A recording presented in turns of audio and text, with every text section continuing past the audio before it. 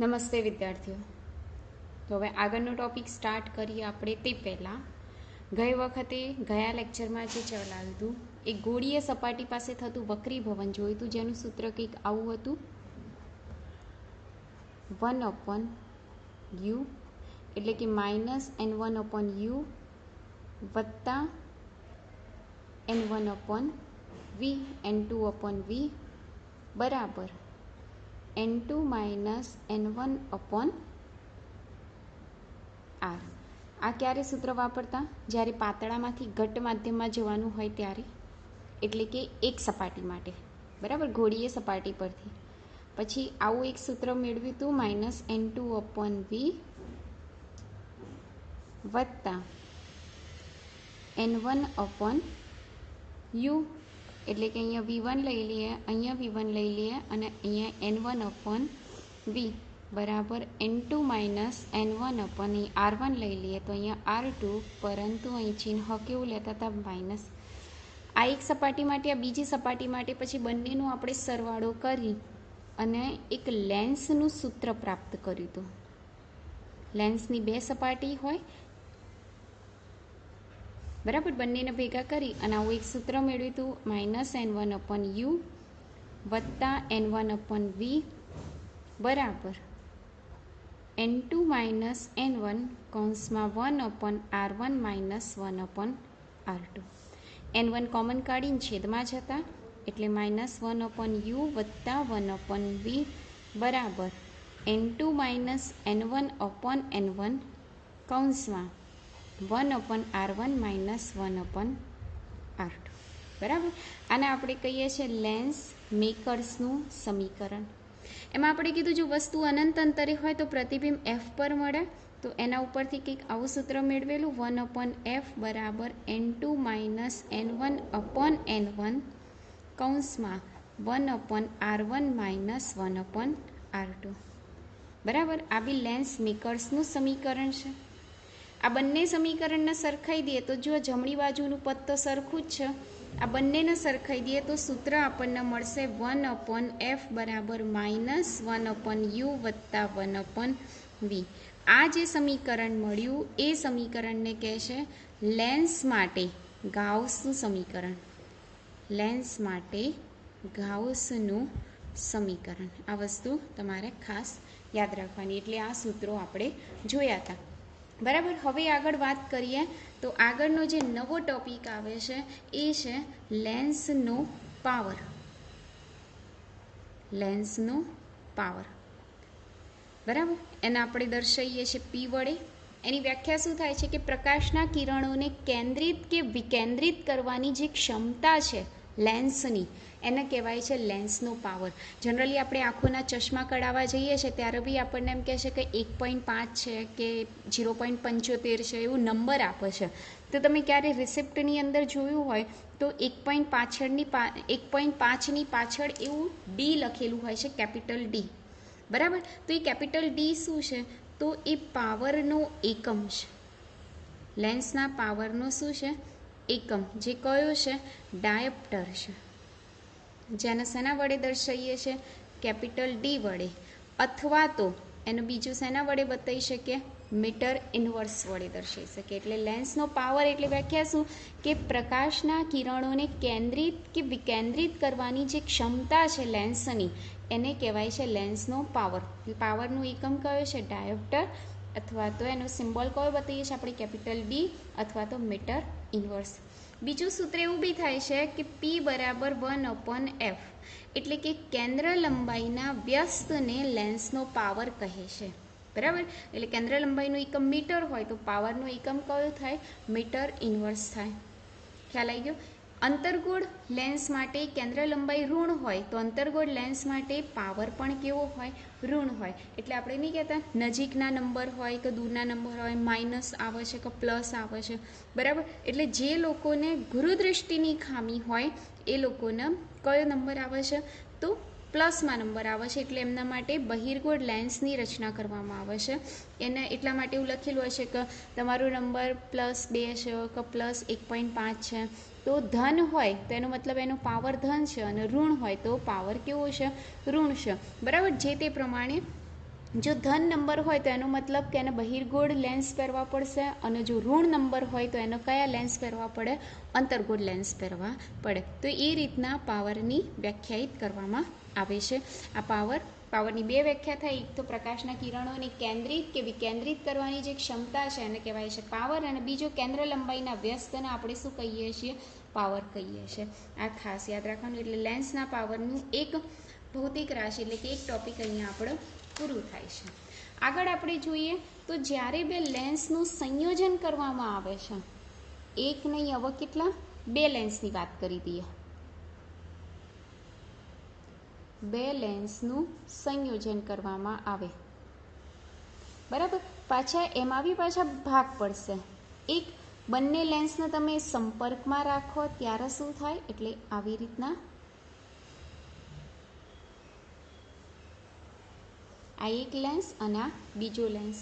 જ્યારે બંને લેન્સને તમે એકબીજાથી છૂટા રાખો આવી રીતે, એટલે કે બે લેન્સ વચ્ચે અંતર હોય એટલે કે ડી, એટલે કે આ સંપર્કમાં છે. બંને લેન્સ એકબીજાને કેવા છે? સંપર્કમાં, અને એકબીજાથી કેવા છે?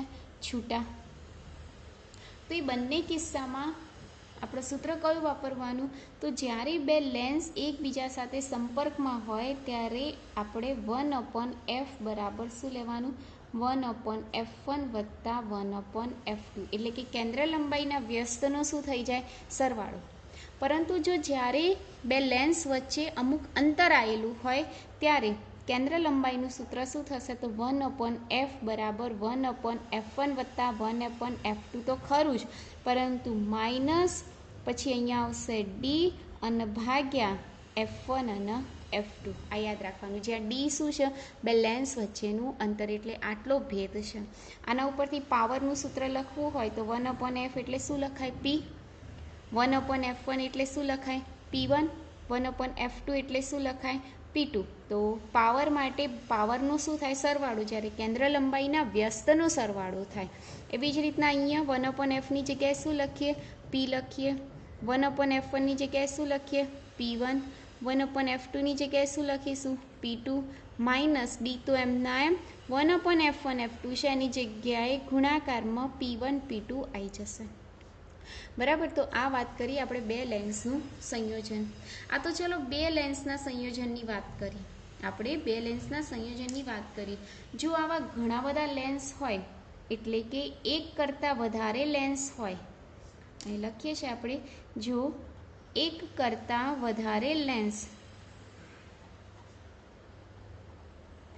એકબીજાના સંપર્કમાં હોય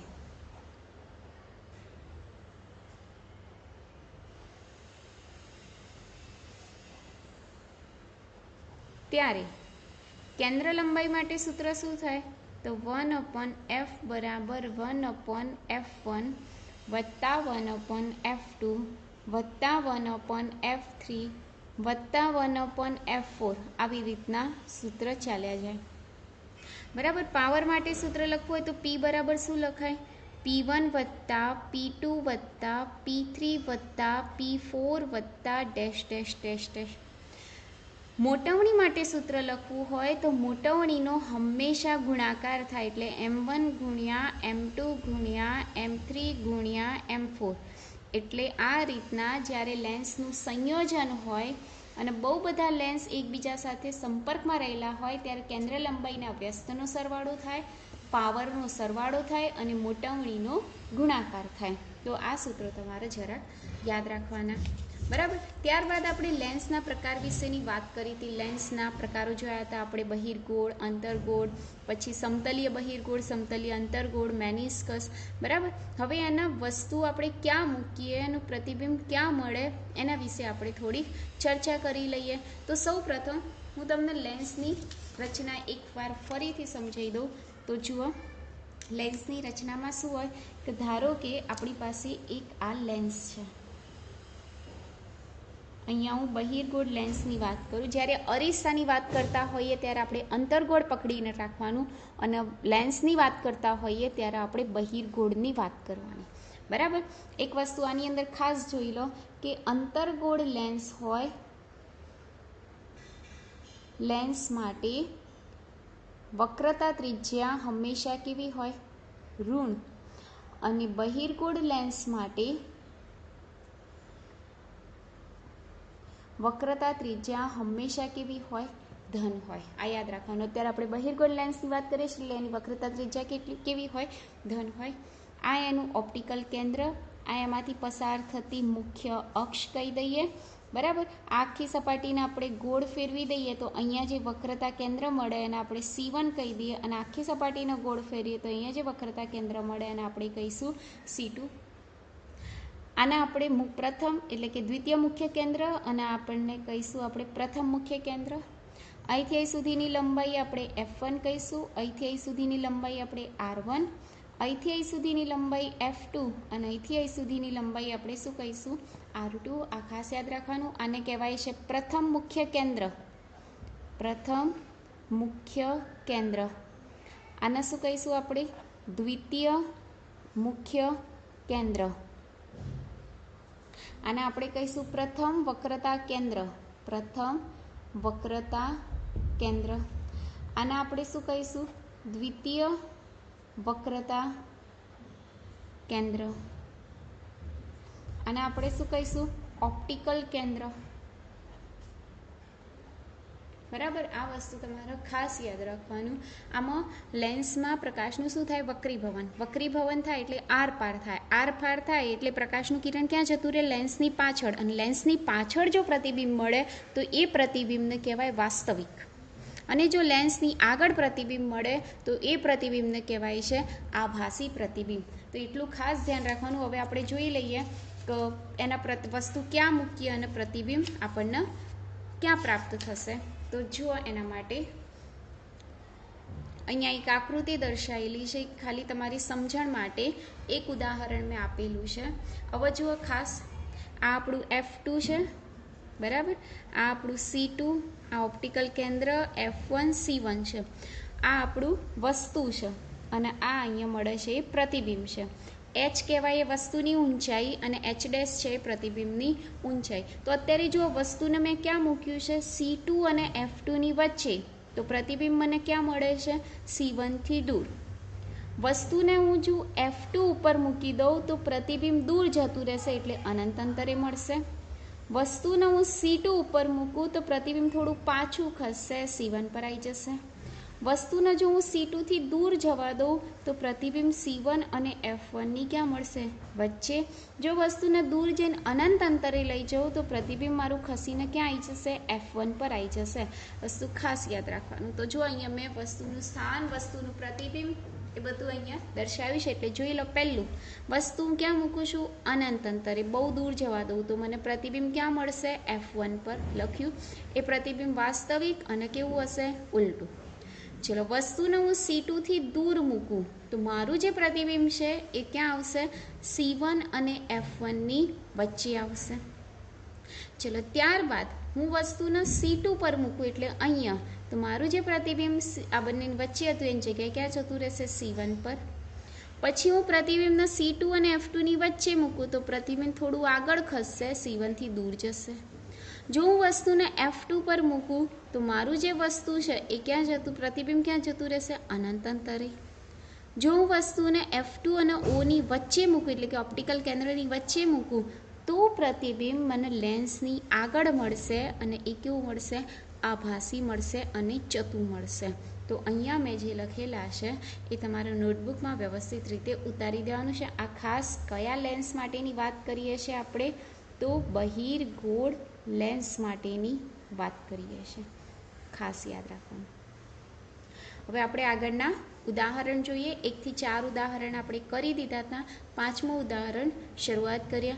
5મા ઉદાહરણની શરૂઆત કરીએ તે પહેલાં અત્યાર સુધી આપણે જેટલા બી સૂત્રો ભણી ગયા છીએ એકવાર ખાલી રિવિઝન મારી દઈએ, બરાબર. તો પહેલાં આપણે સૌપ્રથમ ભણ્યા પ્રકાશનું પરાવર્તન.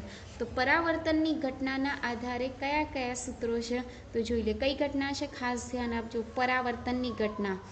તો હવે અરીસો છે. અરીસા માટે R અને F વચ્ચેનો સંબંધ કયો છે? R બરાબર 2F અથવા તો F બરાબર R/2. જ્યારે તમે અંતર્ગોળ અરીસાની વાત કરો ત્યારે R કેવા લેવાના? ઋણ. અને બહિર્ગોળ અરીસાની વાત કરીએ ત્યારે આર કેવા લેવાના? ધન. એવી રીતના લેન્સમાં બી એવું જ છે કે અંતર્ગોળ લેન્સ માટે આર ઋણ હોય, બહિર્ગોળ લેન્સ માટે આર કેવું હોય? ધન હોય. ચલો એના પછી ગોળીય અરીસા માટે ગાઉસનું સમીકરણ જોયું કયું છે? 1/f બરાબર 1/u વત્તા 1/v, જેની સાબિતી આપણે યાદ રાખવાની નથી. ત્યારબાદ લેટરલ મોટવણીનું સૂત્ર મેળવેલું હતું m બરાબર -v/u અથવા તો h'/h. તો આ વાત કરી આપણે પરાવર્તનની ઘટના. ત્યારબાદ જોઈએ આપણે વક્રીભવનના નિયમો, વક્રીભવનની ઘટના જોઈ હતી. તો જોઈ લઈએ એકવાર સહેજ નજર મારી દઈએ વક્રીભવનમાં શું છે. તો સૌ પ્રથમ સ્નેલનો નિયમ. સ્નેલનો નિયમ કયો છે? n1 sin θ1 બરાબર n2 sin θ2. માધ્યમનો જે વક્રીભવનાંક છે n, એના માટે એક સૂત્ર યાદ રાખવાનું c/v. હવે સાપેક્ષ વક્રીભવનાંકની વાત કરીએ તો n21, જો યાદ રાખવા માટેની શોર્ટકટ રીત, 2 પહેલાં આવે છે એટલે ઉપર 2 લખવાનું અને ભાગ્યા 1 લખવાનું. બરાબર. 3 1 તો ઉપર શું આવશે? 3 અને નીચે શું આવશે? 1. બરાબર. આને તમે n2 n2 વડે ગુણી દો, ભાગી દો તો n3 ભાગ્યા n2 થઈ જાય, n2 ભાગ્યા n1. આની જગ્યાએ શું લખશો? 3 2 એટલે લખ્યા n3 2, અને આની જગ્યાએ શું લખશો? 2 1 એટલે n2 1 લખી કાઢ્યા. એટલે 3 1 બરાબર શું લખાય? 3 2 ગુણ્યા 2 1. એમ સિરીઝ પ્રમાણે લાઈન સર જવાનું. તેવી જ રીતે 4 1 છે તો 4 પછી શું આવે? 3, પછી 3 પછી શું આવે? 2, અને 2 પછી શું આવે? 1. એટલે તમે આ સૂત્રને આ રીતે પણ લખી શકો છો. બરાબર. ત્યારબાદ આપણે લેટરલ શિફ્ટનું સૂત્ર જોયું હતું. x બરાબર t sin θ1 - θ2 ભાગ્યા cos θ2. ત્યારબાદ આભાસી ઊંડાઈ વિશેની ચર્ચા કરી હતી. પાતળામાંથી ઘટ્ટ માધ્યમમાં જઈએ ત્યારે પાતળું ભાગ્યા ઘટ્ટ, અને ઘટ્ટમાંથી પાતળા માધ્યમમાં જઈએ એટલે કે ઊંચાઈ નીચેથી ઉપર, તેના માટે આપણે સૂત્ર વાપરવાનું ઘટ્ટ ભાગ્યા પાતળું. ખાસ યાદ રાખવાનું, પાતળામાંથી ઘટ્ટમાં જઈએ એટલે કે ઉપરથી નીચે પાણીમાં જોઈએ ત્યારે ઊંડાઈનો સવાલ આવે. બરાબર. એટલે આ સૂત્ર કોના માટે છે? ઊંડાઈ. પછી ઘટ્ટમાંથી પાતળામાં જઈએ એટલે નીચે પાણીમાંથી હવામાં, એટલે નીચેથી ઉપર, ઉપર જોઈએ એટલે ઊંચાઈ. તો આ સૂત્ર કોના માટે વાપરવાનું? આપણે ઊંચાઈ માટેનું સૂત્ર. તો આ વાત થઈ આભાસી ઊંડાઈ, આભાસી ઊંચાઈ. ત્યારબાદ જોઈએ આપણે આગળ તો ક્રાંતિકોણ C માટે એક સૂત્ર આપણે સાબિત કર્યું હતું, sin C બરાબર 1/n. પછી અત્યારે આજના લેક્ચરમાં શરૂઆતમાં બી મેં વાત કરી કે જ્યારે પાતળામાંથી ઘટ્ટમાં જઈએ ત્યારે આ સૂત્ર, ઘટ્ટમાંથી પાતળામાં જઈએ ત્યારે આ સૂત્ર વાપરવાનું. લેન્સ મેકર્સનું સૂત્ર એટલે બંનેને આપણે જોઈન કરીને એક લેન્સનું સૂત્ર બનાવ્યું. એ કયું છે? 1/f બરાબર n2 - n1 ભાગ્યા n1 કૌંસમાં 1/r1 - 1/r2. લેન્સ માટે ગાઉસનું સમીકરણ. તો અરીસા માટે અને લેન્સ માટે ગાઉસનું સમીકરણમાં કોઈ ફરક નહીં, ખાલી ચિહ્નનો એક ફરક આવે છે. પેલામાં યુની આગળ માઇનસ આવતું નથી, આમાં યુની આગળ શું આવે છે? માઇનસ.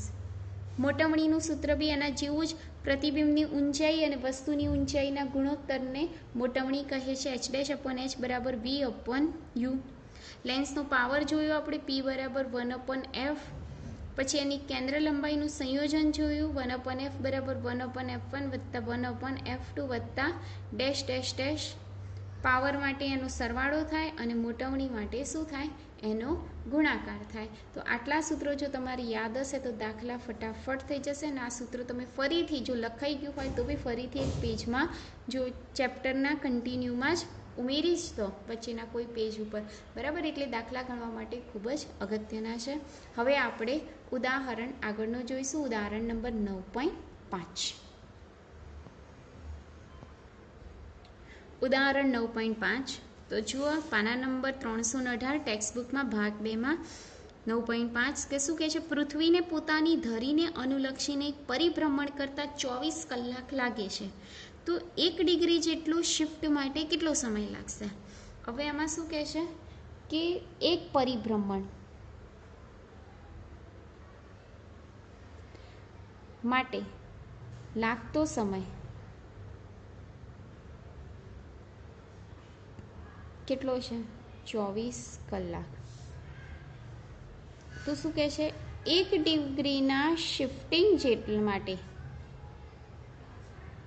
લાગતો સમય કેટલો? ખૂબ જ ઇઝી દાખલો છે, તમે સરળતાથી કરી શકો છો. શું લખાય? એક પરિભ્રમણ એટલે કેટલા ડિગ્રી થાય? 360 ડિગ્રી માટે લાગતો સમય કેટલો? 24 કલાક. તો 1 ડિગ્રી માટે લાગતો સમય કેટલો? ખ્યાલ આવ્યો? આટલાય આટલું તો આટલાય કેટલું? તો સમય t બરાબર આ બંનેનો ગુણાકાર કરવાનો, 24/360 એટલે 24 અવર ગુણ્યા 1 ડિગ્રી ભાગ્યા 360 ડિગ્રી. ડિગ્રી તો કેન્સલ થઈ જાય. કલાકનું આપણે મિનિટમાં કન્વર્ટ કરી દઈએ. કલાકમાં કેટલી મિનિટ હોય? 60 મિનિટ હોય ભાગ્યા 360. 0 કેન્સલ, 6 ચોક 6 36 એટલે આવી રીતના છેદ ઉડી જાય અને 6 ચોક 24. તો t બરાબર કેટલા આવ્યા? 4 મિનિટ. તો આ તમારો જવાબ રહેશે. ત્યારબાદ જુઓ આગળનું ઉદાહરણ નંબર 9.6. પાના નંબર લઈ લો 325. ચલો ઉદાહરણ નંબર 9.6 પાના નંબર 325. એની અંદર શું કહે છે? હવામાં રાખેલા એક બિંદુવત ઉદ્ગમમાંથી પ્રકાશ એટલે કે સપાટી 1.5 અને વક્રતા ત્રિજ્યા 20 સેન્ટીમીટર પર આપાત થાય છે. એટલે કે ગોળીય સપાટી કીધું છે. આવી રીતના પ્રકાશનું ઉદ્ગમ અહીંયા છે. એ ગોળીય સપાટી પર આપાત થાય છે. આ પાતળું છે એટલે કે હવા છે અને આ ઘટ્ટ માધ્યમ છે જેને આપણે N2 કહી દઈએ અને આને આપણે શું કહી દઈએ? N1 કહી દઈએ. બરાબર, હવામાં રાખેલો છે એટલે એને આપણે પાતળું કહી શકીએ. આની વક્રતા એટલે કે વક્રી ભવનાંક આપેલો છે કેટલો? 1.5. એટલે અહીં લખું છું N2 બરાબર 1.5 અને N1 બરાબર કેટલા? 1. વક્રતા ત્રિજ્યા પણ આપેલી છે. વક્રતા ત્રિજ્યા અહીંયા હશે ને, એનું C અહીંયા હોય એટલે અહીંથી અહીં સુધીના અંતરના આપણે R. લેન્સની આ બાજુ છે એટલે આપણે ચિહ્ન ધન લેવાનું. એટલે અહીંયા લખું છું વક્રતા ત્રિજ્યા R બરાબર કેટલા આપેલા છે? તો 20 સેન્ટીમીટર. તો પ્રશ્ન પૂછ્યો છે કે પ્રકાશ 100 સેન્ટીમીટર દૂર છે એટલે કે આ ઉદ્ગમ છે એ કેટલું દૂર છે? 100 સેન્ટીમીટર. એટલે કે વસ્તુ અંતર આપી દીધું છે u બરાબર, પણ આ બાજુ છે એટલે આપણે ચિહ્ન લેવાનું માઇનસ. પ્રશ્ન પૂછ્યો છે પ્રતિબિંબ કયા સ્થાને હશે? એટલે તમારે શોધવાનું છે પ્રતિબિંબ અંતર, જેનો સિમ્બોલ આપણે શું વાપરીએ છીએ? v. એટલે v તમારે શોધવાના છે. તો જુઓ અહીં તરત જ મેં સૂત્રની ચર્ચા કરી કે અહીંયા પ્રકાશનું કિરણ પાતળામાંથી ક્યાં જાય છે? ઘટ્ટ માધ્યમમાં. એટલે એટલું તો લખી જ કાઢવાનું કે પાતળામાંથી ઘટ્ટ માધ્યમમાં પ્રકાશનું કિરણ આપાત થાય છે. પ્રકાશનું કિરણ જાય છે. તો એના માટે સૂત્ર વાપરવાનું -N1/u વત્તા N2/v બરાબર N2 - N1/r. મૂકી દો કિંમત. N1ની કિંમત 1, uની કિંમત -100, N2ની કિંમત 1.5 ભાગ્યા v શોધવાના છે. N2ની કિંમત 1.5, N1ની કિંમત 1 અને Rની કિંમત કેટલી આપેલી છે? તો 20. સાદુરૂપ આપી દો -- એટલે 1/100. અહીંયા 1.5 ભાગ્યા v. 1.5માંથી 1 જાય એટલે 0.5 ભાગ્યા 20. સાદુરૂપ આપી દો તો 1.5 ભાગ્યા v બરાબર 0.5 ભાગ્યા 20 ઓછા 1/100 થઈ જશે. ચલો આને આવી રીતના બી લખાય 5/200 -1/100. બરાબર, થોડુંક સાદુરૂપ આપવાનું ટ્રાય કરું. જો કેલ્ક્યુલેટર યુઝ ના કરવું હોય તો આ રીતના તમે કરી શકો છો. બરાબર, લસા લઈ લઈએ. અહીંયા કેટલાનો લસા આવશે? 200. અહીંયા 5 ઓછા અહીં કેટલા વડે ગુણવાના? 2 વડે. એટલે અહીંયા 2 વડે ગુણી કાઢીએ એટલે કેટલા થશે? અહીંયા 5માંથી 2 જાય તો 3/200 બરાબર 1.5 ભાગ્યા v.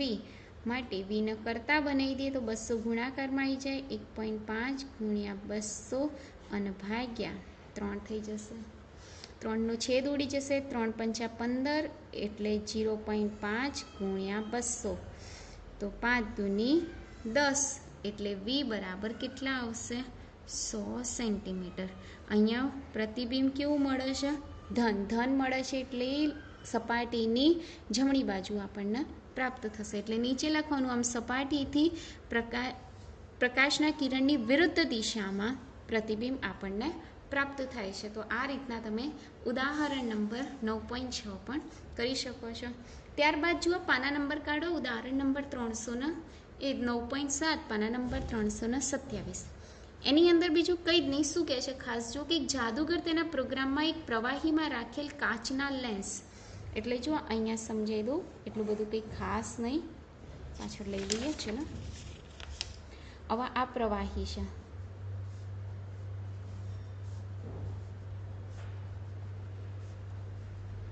બરાબર. એમાં એક લેન્સ રાખેલો છે આ રીતના. હવે શું કહે છે કે લેન્સ એ 1.47 છે, એટલે કે લેન્સનો વક્રીભવનાંક એટલે n બરાબર કેટલો છે? 1.47 ને અદ્રશ્ય કરે છે. તો પ્રવાહીના વક્રીભવનાંક કેટલો હશે? હવે મને એમ કહું કે જ્યારે પાણીની અંદર લેન્સ છે તો પાણીની અંદર લેન્સ તમને ક્યારે ના દેખાય? જ્યારે પાણી અને લેન્સ બંનેનો વક્રીભવનાંક કેટલો હોય? 1.47. એટલે બંનેનો વક્રીભવનાંક કેવો હોય? સરખો.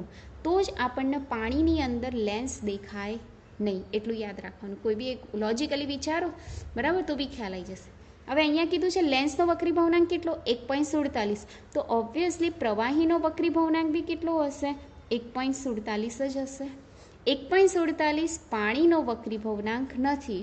1.47 એ ગ્લિસરીનનો વક્રીભવનાંક છે. શેનો છે? ગ્લિસરીનનો વક્રીભવનાંક છે.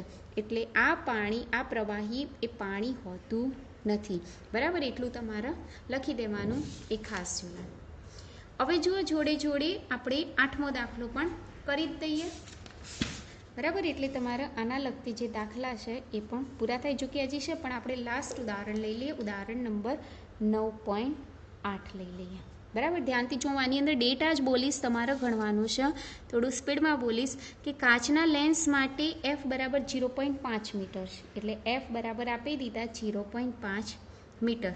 તો પાવર શોધવાનો છે. p બરાબર કેટલો? બરાબર. આ પહેલો ક્વેશ્ચન. તો જુઓ પાવરનું સૂત્ર તો આપણને ખ્યાલ જ છે. p બરાબર શું લખાય? 1/f. કિંમત મૂકી દો. જે બી આન્સર આવશે મીટર ઇન્વર્સ લખો અથવા તો ડાયોપ્ટર લખો, d લખો. આ પહેલો ક્વેશ્ચન, બરાબર. નંબર 2 શું કહે છે કે દ્વિબહિર્ગોળ લેન્સની બંને બાજુની વક્રતા ત્રિજ્યા અનુક્રમે 10 સેન્ટીમીટર અને 15 સેન્ટીમીટર આપેલી છે. એટલે કે એક વક્રતા ત્રિજ્યા 10 સેન્ટીમીટર છે. એટલે કે R1 બરાબર 10 સેન્ટીમીટર અને R2 બરાબર કેટલા છે? 15 સેન્ટીમીટર. એક લેન્સની આ બાજુમાં હોય, બીજી લેન્સની આ બાજુમાં, એટલે એકને ધન લેવું, બીજાને માઇનસ લેવું. આને ધન લઈ લઈએ તો આને કેટલા લેવાના? આપણે માઇનસ લેવાના. કેન્દ્ર લંબાઈ આપેલી છે એના માટે f બરાબર 12 સેન્ટીમીટર. તો વક્રીભવનાંક કેટલો? એટલે કે કાચ માટે વક્રીભવનાંક કેટલો? n2 બરાબર કેટલા? અહીંયા લેન્સને હવામાં મૂકેલો છે. અહીં લખું છું, લેન્સને ક્યાં મૂકેલો છે? હવામાં મૂકેલ હોવાથી n1 બરાબર કેટલા થશે? 1 થશે. તો ચલો આના માટે એક સૂત્ર છે, આપણે અત્યારે જોયું હતું આજે આવીને તરત જ 1/f બરાબર n2 માઇનસ n1 ભાગ્યા n1 કૌંસમાં 1/r1 ઓછા 1/r2, બરાબર. આની અંદર કિંમતો મૂકી દો. એફની જગ્યાએ 12 મૂકો, n2ની જગ્યાએ શોધવાના છે, n1ની જગ્યાએ 1 મૂકો, બરાબર. બીજું R1ની જગ્યાએ 10 મૂકો અને R2ની જગ્યાએ -15 મૂકો. એટલે માઇનસ માઇનસ શું થઈ જશે? પ્લસ થઈ જશે. અને n2ના સૂત્રનો કરતા બનાવી દો. જે બી આન્સર આવે તમારો જવાબ રહેશે, બરાબર. એટલે આના ઉપરથી n2 મળી જશે. નંબર 3 કે એક બહિર્ગોળ લેન્સની હવામાં કેન્દ્ર લંબાઈ, એટલે કે લેન્સની હવામાં કેન્દ્ર લંબાઈ કેટલી આપેલી છે? એફ એર લઈ લઈએ 20 સેન્ટીમીટર. તો પાણીમાં કેન્દ્ર લંબાઈ કેટલી? લેન્સની પાણીમાં કેન્દ્ર લંબાઈ બરાબર કેટલી? એટલે કે એફ ડબલ્યુ બરાબર કેટલા? આના માટે ડેટા આપેલા છે કે હવાનો વક્રી ભવનાંક હવા માટે N1 બરાબર 1, પાણી માટે N1 ડેશ બરાબર 1.33 અને લેન્સ માટે N2 બરાબર 1.5. આટલું તમારે જોઈ લેવાનું. હવે જુઓ આપણે ગણતરી આની અંદર કેવી રીતના કરવાની. તો જ્યારે લેન્સને તમે ક્યાં મૂકો છો? હવામાં મૂકતા.